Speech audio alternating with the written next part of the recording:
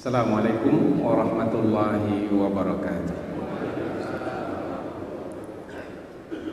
Alhamdulillahirabbil alamin wa bihi nasta'in ala umurid dunya waddin nasta'inuhu wa nastaghfiruh wa na'udzu billahi min shururi anfusina wa min sayyiati a'malina faman yahdihillahu fala mudilla lahu ومن يضلل فلا هادي له أشهد أن لا إله إلا الله وحده لا شريك له وأشهد أن محمدا عبده ورسوله لا نبي بعده أما بعد. Kita bersyukur kepada Allah Subhanahu wa taala karena kita masih diberi limpahan rahmat, limpahan nikmat yang rasanya istimewa, yaitu dengan dipertemukannya kita dengan bulan Ramadan yang mulia. Mudah-mudahan dengan banyak bersyukur kepada Allah, Allah akan tambahkan lagi nikmat-nikmat yang baru, limpahan karunia yang baru. Badan kita disehatkan, pikiran kita dijernihkan, hati kita dibersihkan, iman kita ditambahkan, keyakinan kita diteguhkan, kemudian ada cinta di dalam hati ketika melakukan ketaatan kepada Allah, sehingga mudahlah bagi kita untuk beribadah kepadanya.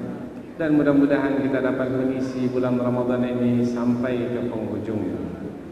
Kemudian kita pula bersalawat dan bersalam kepada Rasulullah sallallahu alaihi wasallam. Mudah-mudahan dengan banyak bersalawat dan bersalam kepada Rasulullah akan memberikan syafaatnya kepada kita nantinya. Syafaat maknanya penggenap. Mungkin ketika kita menghadap Allah, kita membawa diri yang banyak kekurangan, kurang bekal. Mudah-mudahan Rasulullah yang akan menggenapkan bekal kita, sehingga kita terhindar dari siksaan api neraka, kemudian dimasukkan ke dalam surga. Kaum muslimin dan muslimat, as-saimin was-saimat yang dirahmati Allah. Kuliah subuh kita sebagaimana biasa setiap hari Ahad adalah berkaitan dengan akhlak-akhlak mulia. Akhlak mulia yang akan kita pelajari pada pagi hari ini adalah akhlak yang berkaitan dengan kelembutan hati. Hati yang lembut, yaitu akhlak suka atau banyak menangis karena keimanan kepada Allah, karena takut kepada Allah. Suka atau banyak menangis. Rasulullah sallallahu alaihi wasallam, seorang rasul, seorang pemimpin, komandan perang, sungguh tegar dalam perjuangan.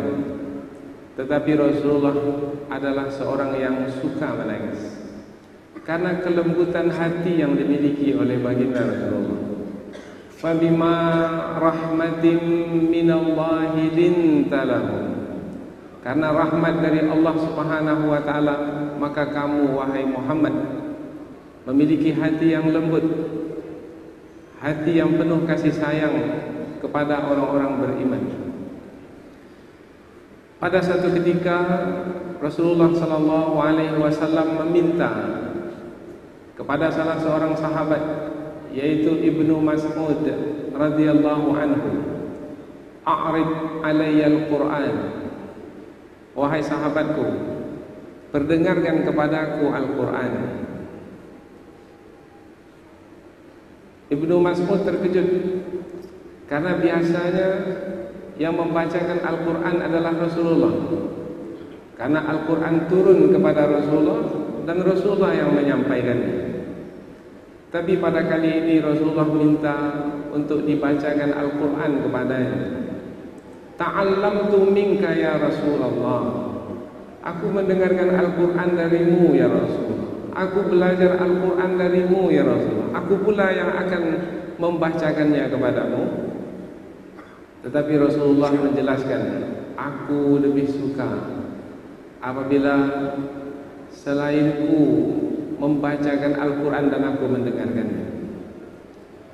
Ibnu Mas'ud radhiyallahu anhu membaca surah An-Nisa sehinggalah sampai kepada ayat فَكَيْفَ إِذَا جِئْنَا مِنْ كُلِّ أُمَّةٍ بِشَهِيدٍ وَجِئْنَا بِكَ عَلَى هَؤُلَاءِ شَهِيدًا.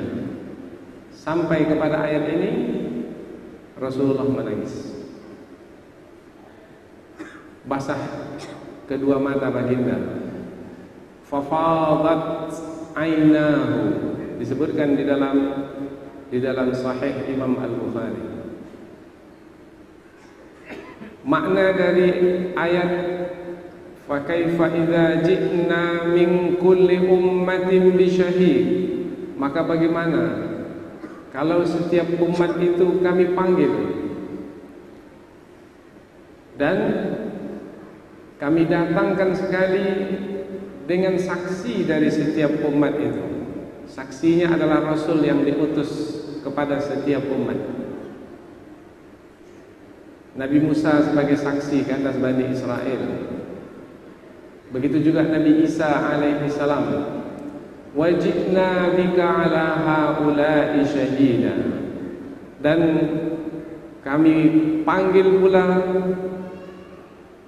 umatmu wahai Muhammad, dan kamu yang menjadi saksi ke atas umatmu. Ketika mendengar ayat ini Rasulullah menangis. Terbayang keadaan nanti di hari akhirat ketika umat ini dihadapkan kepada Allah Subhanahu wa taala. Bagaimana nasib umat ini nantinya? Apabila ada di antara umat ini yang mengikuti ajaran baginda, Rasulullah akan bersaksi, ya benar, yang ia ikuti selama di dunia adalah ajaran yang kuajarkan. Tetapi bagaimana kalau di antara umat ini menyimpang dari ajaran Rasulullah? Tentu Rasulullah akan bersaksi, bukan itu yang kuajarkan dahulu. Mereka mengikuti kehendak hawa nafsu mereka sendiri. Rasulullah menjadi saksi, yang benar dibenarkan, yang salah disalahkan. Maka nasib dari yang menyimpang itu adalah dimasukkan ke dalam neraka. Itu adalah berat bagi Rasul, karena Rasulullah sangat cinta kepada umat ini. Maka membuat Rasulullah menangis. Bukan hanya Rasulullah, Abu Bakar As-Siddiq menangis ketika membaca surah Al-Zilzalah. Begitu juga Umar bin Al-Khattab menangis ketika mendengarkan suratul Bara'ah, surah At-Taubah dibacakan kepadanya. Begitu juga Ibnu Umar menangis ketika membaca ayat-ayat Al-Quran. Begitu juga Umar bin Abdul Aziz menangis ketika ada yang membacakan ayat yang berkaitan dengan penghuni neraka di dalam neraka. Wa idza ulqu minha makanan dayyiqan muqarranin da'u hunalika thubura. Apabila penghuni neraka itu dicampakkan ke dalam neraka di tempat yang sempit, terbelenggu dan terrantai, dan mereka itu akan meminta kepada Allah Subhanahu wa taala di dalam neraka itu. Mereka meminta kepada Allah, binasakan sajalah kami ya Allah. Kami tak mampu menanggung siksa di dalam neraka ini. Matikan sajalah kami ya Allah. Tetapi apakah penghuni neraka akan mati di dalam neraka? Tidak. Kullama nadijat juluduhum baddalnahum juludan ghairaha liyadzuqul azab. Setiap kali hangus kulit mereka ketika mereka dibakar oleh api neraka, baddalnahum juludan ghairaha, kami ganti dengan kulit yang lain liyadzuqul azab, supaya mereka merasakan azab. Setiap kali kulit hangus terbakar, Allah ganti dengan kulit yang lain. Yang merasakan kepedihan itu adalah kulit. Dan setiap kali kulit itu terbakar, Allah ganti dengan kulit yang baru, supaya azab yang dirasakan itu tidak berkurang. Sungguh dahsyat. Maka Umar bin Abdul Aziz menangis, sampai-sampai suaranya meninggi, meraung, menangis. Semua yang berada di tempat itu mendengarkan tangisan Umar bin Abdul Aziz. Padahal beliau adalah seorang gubernur, Amirul Madinah, pemimpin utama di kota Madinah, Amirul Mukminin, pemimpin bagi orang-orang beriman. Semua mendengarkan tangisan Umar bin Abdul Aziz. Basah pipi baginda. Kemudian Umar bin Abdul Aziz berdiri. Kemudian dia masuk ke dalam rumahnya, masih dalam keadaan menangis. Para sahabat Rasulullah seperti Az-Zubair bin Al-Awwam mudah sekali untuk menangis ketika sahabat yang mulia ini lalu di tempat orang yang bekerja membuat senjata dari besi seperti pedang, pisau dan lain sebagainya. Ia melihat orang yang membuat senjata dari besi itu membakar besi sampai merah. Kemudian setelah besi itu merah, si tukang besi akan memukulnya dengan sekuat-kuat pukulan untuk menipiskannya, sehingga nantinya pedang itu menjadi pedang yang tajam. Az-Zubair bin Al-Awwam ketika itu menangis karena terbayang olehnya neraka. Bagaimana kalau besi yang dipukul itu adalah dirinya sendiri yang dipanaskan di dalam api neraka, setelah memerah kemudian dipukul.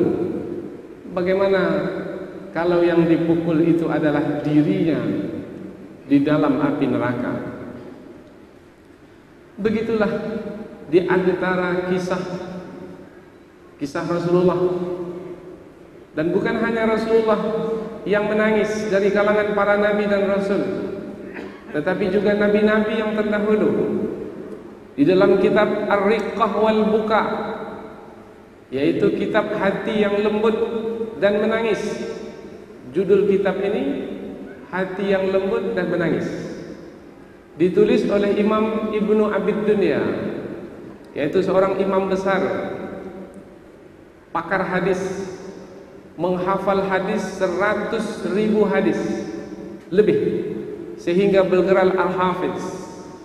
Beliau menyebutkan tentang kisah Nabi Adam alaihi salam yang menangisi dirinya selama 300 tahun. Padahal kesalahan Nabi Adam itu hanya sedikit kecil, bukannya berkaitan dengan menyekutukan Allah, bukan kaitannya dengan dosa-dosa besar, tidak. Kaitannya hanyalah dengan lupa bahwasanya di sana ada larangan Allah untuk tidak mendekati pohon. Wala taqraba hadhihi syajarah, jangan kamu dekati pohon ini. Nabi Adam lupa pohon itu pohon yang dilarang. Fanasiya walam najid lahu azma, Nabi Adam lupa dan tidak sengaja mendekati pohon itu. Kemudian Nabi Adam memakan buahnya. Nabi Adam telah melanggar, maka lucutlah pakaian yang dipakai di dalam surga. Kemudian Nabi Adam dikeluarkan dari surga dan diturunkan ke muka bumi. Apabila sampai saja di muka bumi, meskipun telah diterima taubatnya. Karena sebelumnya Nabi Adam meminta supaya Allah menerima taubatnya. Allah mengajarkan beberapa perkataan untuk diucapkan supaya taubatnya diterima. Fatalaqqa Adamu min rabbih kalimatin fataba alaihi innahu huwat tawwabur rahim. Nabi Adam menerima beberapa perkataan dari Allah Subhanahu wa taala, perkataan taubat, yaitu Rabbana zalamna anfusana wa illam taghfir lana wa tarhamna lanakunanna minal khasirin. Nabi Adam mengucapkannya, fataba alaihi, taubatnya diterima, innahu huwat tawwabur rahim, Allah Maha penerima taubat lagi Maha penyayang. Meskipun demikian, ketika Nabi Adam diturunkan ke bumi ini, Nabi Adam menangisi dirinya. Di dalam kitab yang ditulis oleh Imam Ibnu Abid Dunya, Nabi Adam menangisi dirinya 300 tahun lamanya.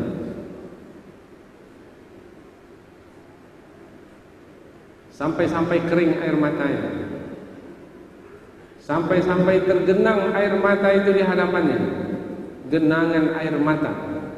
Dan itu diikuti pula oleh Rasul yang berikutnya, yaitu Nabi Nuh alaihi salam.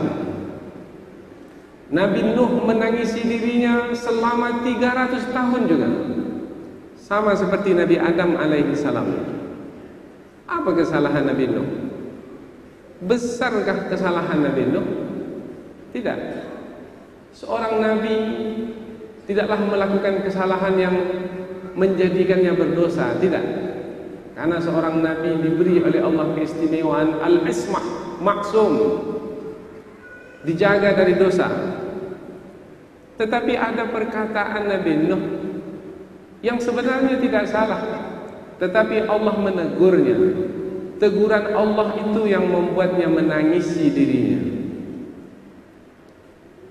Perkataan Nabi Nuh ketika meminta anaknya untuk naik ke dalam kapal, ya bunayya irkam ma'ana, wahai anakku, naiklah ke dalam kapal ini supaya kamu selamat. Tetapi si anak tidak mau menjawab seruan ayahnya. Qala, anak itu berkata, sa'awi ila jabalin ya'simuni minal ma', aku akan pergi ke puncak gunung. Ila jabalin, ke puncak gunung. Puncak gunung itu tinggi. Ya'simuni minal ma', yang akan menyelamatkanku dari banjir ini, karena banjir ini tak akan sampai ke puncak gunung. Gunung ini tinggi. Tetapi Nabi Nuh menjawab, wahai anakku, la asimal yawma min amrillah, tidak ada siapa yang akan selamat pada hari ini wahai anak. Karena banjir ini bukan banjir biasa. Ini adalah siksaan dari Allah ke atas orang-orang yang berdosa. Yang berdosa akan disiksa dengan banjir ini, akan ditenggelamkan meskipun lari ke puncak gunung sekalipun. Fahala bainahumal maut, maka dipisahkanlah si ayah dengan si anak, Nabi Nuh dengan anaknya, dengan ombak dan gelombang besar. Namun ketika itu Nabi Nuh masih belum lagi berputus asa, mengharapkan anak supaya naik ke dalam bahtera. Anak enggan, tidak mau, menolaknya. Maka ketika itu Nabi Nuh berharap kepada Allah Subhanahu wa ta'ala supaya Allah menyelamatkan anaknya.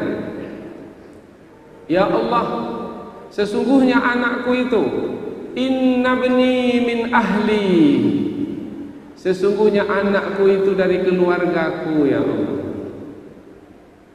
Nabi Nuh mengatakan, jangan tenggelamkan anakku bersama dengan orang-orang yang tenggelam itu ya Allah. Karena anakku itu adalah dari keluargaku, darah dagingku. Tidak salah Nabi Nuh mengatakan anaknya itu dari keluarganya, karena memang keturunannya. Sama seperti kita mengatakan anak kita adalah keluarga kita, cucu kita adalah keluarga kita. Tetapi Allah menjawab, innahu laisa min ahlik. Anakmu itu bukan keluargamu. Innahu amalun ghairu salih. Karena anakmu itu telah melakukan perbuatan yang tidak baik, perbuatan yang buruk, yaitu menyekutukan Allah Subhanahu wa taala. Maka kuingatkan kamu wahai Nuh, jangan kamu memaksakan kehendakmu.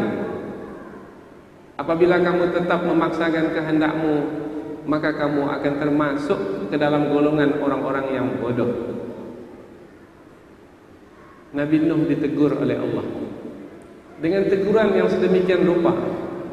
Nabi Nuh merasa bersalah karena mengatakan perkataan yang tidak sepatutnya dikatakan. Nabi Nuh menangisi dirinya selama 300 tahun. Begitu juga Nabi Daud alaihi salam menangisi dirinya karena ia diingatkan oleh Allah Subhanahu wa taala dengan pengutusan 2 orang malaikat yang menjelmakan diri menjadi manusia. Nabi Daud tahu bahwasanya pengutusan malaikat itu adalah untuk menegurnya.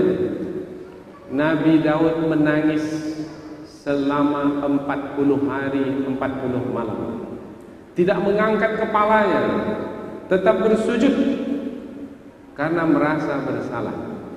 Begitu juga Nabi Yahya alaihi salam menangis, semenjak kecil menangis, sampai ayahnya pun mengatakan, wahai anakku, aku meminta kepada Allah. Ayahnya Nabi Zakaria alaihi salam, wahai anakku, aku meminta kepada Allah untuk diberikan anak, tetapi bukan sepertimu yang senantiasa menangis, wahai anakku. Nabi Zakaria berharap anaknya itu suka bermain dengannya. Tetapi Nabi Yahya pula semenjak kecil sudah diangkat menjadi nabi, berumur 2 tahun sudah diangkat menjadi rasul. Nabi Yahya suka menangis, sampai-sampai ada 2 tempat aliran air mata dari kedua matanya karena banyaknya menangis. Tapi Nabi Yahya menjawab, wahai ayah, Allah Subhanahu wa taala telah mentakdirkan aku sebagai hamba yang suka menangis kepadanya karena keimanan kepadanya, karena rasa takut kepadanya. Itulah para nabi, para sahabat, kemudian hamba-hamba Allah yang saleh lainnya suka menangis. Ada seorang imam, Malik bin Dinar, memiliki majlis ilmu, tidak seperti majlis ilmu yang kita jumpai sekarang ini. Di antara ciri khas majlis ilmu Malik bin Dinar adalah apabila siapa yang menghadiri majlis ilmu itu ia akan menangis. Maka majlis ilmu itu disebut majlis ilmu menangis. Bukan tertawa-tawa, bukan banyak canda, tetapi majlis ilmu yang lebih mendekatkan kepada Allah Subhanahu wa taala. Karena apabila hati ini menangis, tanda kelembutan, maka khusyuk pun akan bertambah. Dan Allah Subhanahu wa taala menyebutkan bahwasanya menangis adalah sarana untuk menambah kekhusyuan. Surah Al-Isra ayat yang ke-109. Wa yakhirruna lil azqani yabkun. Mereka itu bersungkur sujud dalam keadaan menangis. Wa yaziduhum khusyu'a, dan bertambah-tambahlah khusyuk mereka, dan bertambah-tambahlah khusyuk mereka karena mereka menangis. Alam ya'ni lil ladzina amanu an takhsha'a qulubuhum li dzikrillah. Bukankah sudah tiba waktunya bagi orang-orang yang beriman itu untuk khusyuk hati mereka itu mengingat Allah Subhanahu wa taala. Tidak akan mungkin seseorang itu khusyuk hatinya mengingat Allah apabila hatinya tidak lembut. Karena hati yang keras akan lalai dari mengingat Allah. Fawailul lil qasiyati qulubuhum min dzikrillah. Celakalah orang yang hatinya keras dari mengingat Allah. Orang yang hatinya lembut akan mengingat Allah. Orang yang mengingat Allah akan merendahkan diri di hadapan Allah. Idza dzukirallahu wajilat qulubuhum. Apabila disebut nama Allah, gemetarlah hati mereka. Wa idza tuliyat alaihim ayatuhu zadatuhum imana. Apabila dibacakan ayat-ayat Allah, maka bertambahlah iman mereka. Hati yang lembut tandanya adalah suka menangis. Dan Rasulullah memerintahkan kita untuk menangis. Kalau ada di antara kita sampai hari ini belum pernah menangis karena keimanan kepada Allah, berarti pertanda hati itu telah keras. Summa qasat qulubukum min ba'di dzalika fahiya kal hijarah. Kemudian hati kamu menjadi keras setelah itu. Kalau hati sudah keras, kerasnya seperti batu. Au asyaddu qaswah, atau lebih keras lagi daripada batu. Hati kalau sudah keras, lebih keras dari batu. Penjelasannya dalam ayat ini adalah wa inna minal hijarati lama yatafajjaru minhul anhar. Batu meskipun keras, ada di antara batu yang keras itu memancarkan air. Muncul mata air dari batu yang keras. Dahulu Nabi Musa memukulkan tongkatnya ke batu. Batu yang keras dipukul, memancar 12 mata air. Tetapi kalau hati yang keras, tak terpancar air mata. Matanya tetap kering karena hatinya keras. Hati yang lembut mudah menangis dan mudah mengeluarkan air mata. Dan air mata yang keluar karena tangisan disebabkan karena keimanan kepada Allah. Dalam hadis riwayat Imam Ibnu Majah, ma min abdin mu'minin, siapa saja di antara hamba yang beriman kepada Allah, yakhruju min ainaihi dumu', keluar air mata dari kedua matanya. Wa in kana mithla ra'si dzubab, meskipun air mata yang keluar itu lebih kecil dari kepala lalat. Berapa besarnya kepala lalat? Air mata yang keluar itu lebih kecil dari kepala lalat.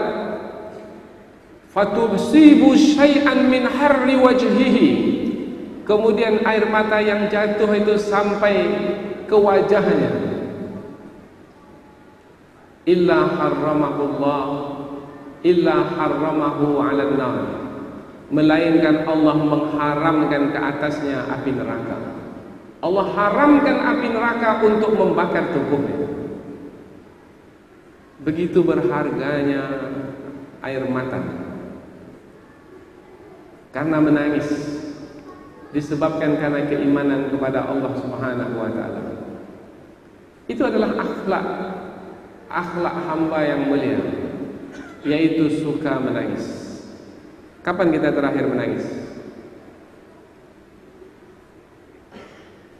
Beberapa bulan yang lalu atau tahun yang lalu, ketika iktikaf di masjid ini, ketika muhasabah diadakan. Terlalu lama, setahun yang lalu. Mestinya mengatakan, tadi malam saya menangis. Allah Subhanahu wa taala mengingatkan di dalam Al-Qur'an bahwasanya orang yang memiliki kedudukan yang tinggi, orang-orang yang dipilih, yang diberi petunjuk oleh Allah, Seperti kalangan para nabi dan rasul, di antara ciri khas mereka adalah suka menangis. Surah Maryam ayat yang ke-58. Ulaika, mereka itu. Siapa mereka itu? Ulaika alladzina an'amta alaihim. Ulaika alladzina an'ama Allahu alaihim. Mereka itu orang-orang yang Allah beri nikmat ke atas mereka. Minan nabiyyin, dari kalangan para nabi. Wa min dzurriyyati Adam, min dzurriyyati Adam, dari keturunan Nabi Adam. Wa mimman hamalna ma'a Nuh, yaitu dari kalangan orang-orang yang kami bawa bersama dengan Nabi Nuh alaihi salam, yang diselamatkan dalam bahtera. Wa min dzurriyyati Ibrahim, yaitu dari keturunan Nabi Ibrahim. Wa Israil, dan dari keturunan Nabi Yakub alaihi salam. Wa mimman hadaina, dan dari kalangan orang-orang yang kami beri petunjuk. Wajtabaina, yang kami pilih. Siapa mereka itu? Mereka itu adalah orang-orang yang berkedudukan tinggi, orang-orang yang Allah beri nikmat ke atas mereka. Dari kalangan para nabi yang disebutkan namanya satu persatu: Nabi Ibrahim, Nabi Yakub, Nabi Nuh, Nabi Adam alaihi salam. Mereka itu adalah idza tutla alaihim ayatul rahman, apabila dibacakan kepada mereka ayat-ayat Allah yang Maha Pengasih, kharru sujjada, mereka itu bersungkur sujud, wa bukiya, dan dalam keadaan menangis. Ini sifat yang terpuji, menangis. Rupanya yang menangis ini bukan hanya manusia, langit dan bumi pun juga menangis. Ini kita ketahui di surah Ad-Dukhan ayat yang ke-22. Pernah satu ketika langit dan bumi ini berhenti menangis. Biasanya menangis, tapi berhenti menangis. Fama bakat alaihimus sama'u wal ardh, langit tidak mau menangis, bumi tidak mau menangis, padahal biasanya menangis. Kapan langit dan bumi tidak menangis? Ayat ini datang setelah kisah Fir'aun dan tentaranya yang ditenggelamkan oleh Allah di Laut Merah. Ketika Fir'aun ditenggelamkan, dengan bala tentaranya juga ditenggelamkan, yang jumlahnya sampai 1 juta ditenggelamkan di Laut Merah. Ketika itu langit dan bumi berhenti menangis. Imam Ibnu Abid Dunya mengatakan, kebalikannya adalah langit dan bumi akan menampakkan diri mereka sebagai yang menangis apabila ada ulama yang meninggal dunia. Kalau orang jahat yang meninggal dunia, langit dan bumi berhenti menangis. Tetapi apabila ada orang yang berilmu yang meninggal dunia, langit itu akan menangis selama 40 hari, dengan lebih daripada biasanya, sampai-sampai mencurahkan hujan ke bumi. Maka apa kata orang-orang yang berilmu? Ketika hujan lebat kemudian ada ulama yang meninggal dunia pada waktu itu, ini langit menangisi. Begitulah akhlak mulia tentang menangis. Ini adalah bulan Ramadan, bulan yang diturunkan Al-Quran, bulan yang semestinya membuat hati kita menjadi lembut, kemudian suka menangis. Salah satu yang semestinya kita tangisi pada hari ini adalah bumi Palestina yang telah dirampas oleh musuh. Bulan yang lalu Allah takdirkan kami masuk ke bumi Palestina. Jumat pertama di bulan Sya'ban, Kami dapat mengikuti khutbah Jumat dari mimbar Masjidil Aqsa di Palestina. Khatib menyampaikan dalam khutbahnya yang menurut kami sangat istimewa sekali. Dan ramai dari jemaah yang mendengarkan khutbahnya menangis. Beliau mengatakan, bumi Palestina ini dirampas oleh musuh dan berhasil dirampas oleh musuh, dan begitu juga negeri-negeri umat lainnya, negeri-negeri umat Islam lainnya dapat dikuasai oleh musuh adalah disebabkan karena kelalaian kita menjaga negeri kita. Karena kelalaian kita menjaga negeri kita. Andaikan umat ini menjaga negeri dengan baik sebagai menjalankan amanah Allah, tidak akan mungkin sejengkal negeri pun akan dirampas oleh musuh. Maka apabila kita menangis, tangisilah diri kita sendiri yang telah lalai menjalankan amanah Allah di muka bumi. Ramai dari kalangan hadirin menangis karena mengetahui diri yang lalai. Dan Allah Subhanahu wa taala menyebutkan mereka yang lalai itu, mereka yang telah gagal dalam ujian hidup di dunia, tidaklah tempat mereka nantinya di akhirat melainkan neraka. Walaqad dzara'na li jahannama, dan kami telah penuhkan neraka jahanam itu. Apabila kita perhatikan ayat ini, di penghujungnya Allah menyebutkan siapa mereka yang dimasukkan ke dalam neraka jahanam. Mereka adalah orang-orang yang lalai, orang yang berilmu lalai karena tidak menyampaikan ilmunya, orang yang memiliki kekuasaan lalai karena tidak menggunakan kekuasaannya, orang yang memiliki kekayaan lalai karena tidak memanfaatkan kekayaannya. Setiap kita ini telah lalai, maka mestinya lah kita menangisi diri kita sendiri. Sebelum nanti kita dihadapkan kepada Allah Subhanahu wa taala. Teringat hadis riwayat Imam At-Tirmidzi. Andaikan kita menangis ketika di dunia pada hari ini karena keimanan, karena kelalaian kita, karena dosa-dosa kita, kemudian kita memperbaiki diri, kemudian kita menebus dengan melakukan amal-amal saleh, insya Allah tangisan kita itu yang akan menghalang kita untuk masuk ke dalam neraka. Rasulullah bersabda, la yalijun nar, tidak akan masuk ke dalam api neraka, membakat, siapa yang menangis min khasyatillah, disebabkan karena keimanannya kepada Allah, karena rasa takutnya kepada Allah Subhanahu wa taala. Ini bulan Ramadan yang mulia, bulan yang semestinya membuat kita banyak menangis. Apalagi kita banyak mendengarkan ayat-ayat Al-Quran.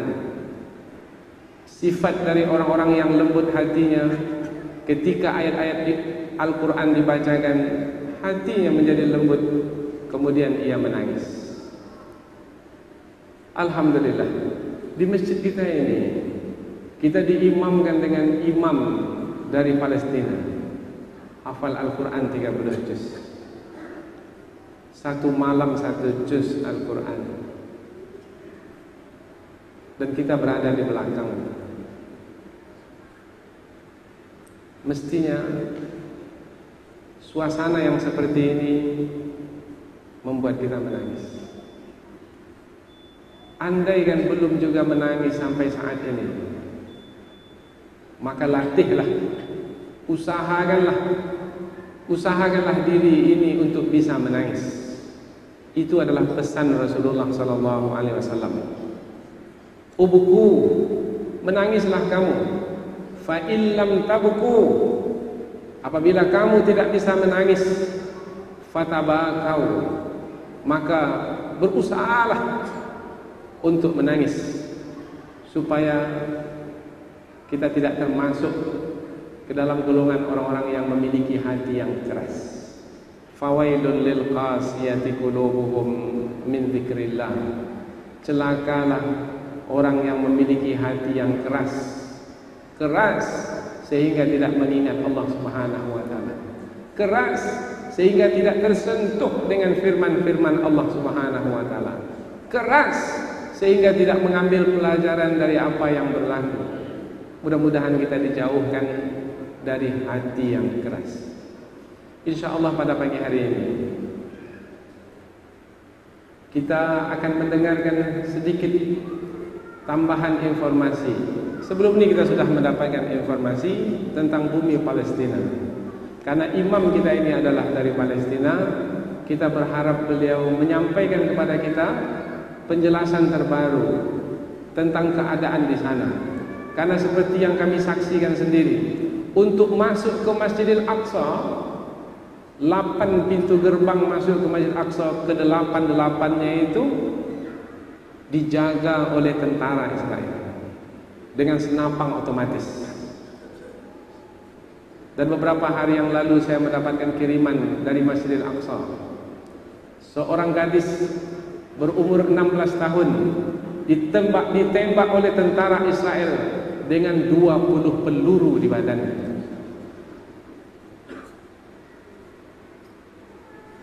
Setelah kami selesai Jumat di Masjidil Aqsa, kami bergerak ke Masjid Nabi Ibrahim alaihissalam di Al-Khalil, Hebron.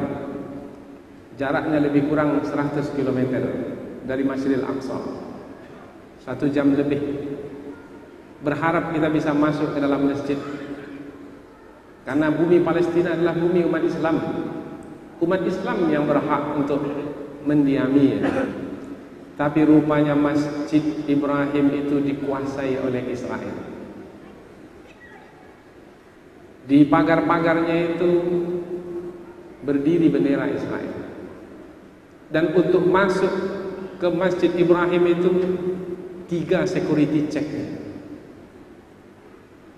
Dan kami berkeinginan masuk, tetapi tidak dibenarkan. Kita ingin masuk ke dalam masjid kita sendiri, tetapi tidak dibenarkan. Asing di negeri kita sendiri, kita menangisi keadaan ini. Tetapi menangis tanda kelembutan hati saja tidak cukup. Mesti ada yang kita lakukan. Bumi yang dirampas mesti kita kembalikan. Dan untuk mengembalikannya tidak cukup dengan air mata, tetapi juga mungkin dengan pengorbanan harta benda, dan juga mungkin pengorbanan jiwa. Jangan pernah sekalipun, jangan pernah sesaat pun hati kita itu lalai dari mengingat Palestina. Karena hidup ini adalah perjuangan hingga akhir zaman. Kami bermohon kepada jemaah sekalian untuk meluangkan waktu di pagi hari ini sejenak untuk mendengarkan penjelasan dari imam kita. Ini tanda kita bersilaturahim dengan imam kita, yaitu kita dengarkan apa yang sebenarnya berlaku ke atas saudara kita yang di sana. Karena seperti mana yang disampaikan oleh Syekh kita Abdul Rahman Shahid Muhammad Al-Addasi, beliau menyebutkan bahwasanya kita ini sebagai satu tubuh. Mathalul mu'minina fi tawadihim wa tarahumihim wa ta'atufihim kamathalil jasadil wahid idza ishtaka minhu 'udwan tada'a sa'irul jasadi bis-sahari wal humma. Perumpamaan orang-orang beriman adalah bagaikan satu tubuh dalam berkasih sayang, dalam kasih mengasihi, tolong menolong, bantu membantu, perhati memperhatikan. Apabila satu dari anggota tubuh itu yang terluka, tangan saja yang terluka, atau jari saja yang terluka, seluruh tubuh itu mengerang kesakitan, seluruh tubuh itu demam. Mudah-mudahan kita juga memiliki hati yang lembut, sehingga apa yang dirasakan oleh saudara kita di sana, kita juga merasakannya di sini. Mudah-mudahan kuliah subuh ini ada manfaatnya insya-Allah, dan kami persilahkan kepada tim untuk selanjutnya menyampaikan tentang perkembangan di Palestina sana bersama imam kita. Wabillahi hidayah wa taufik. Wassalamualaikum warahmatullahi wabarakatuh.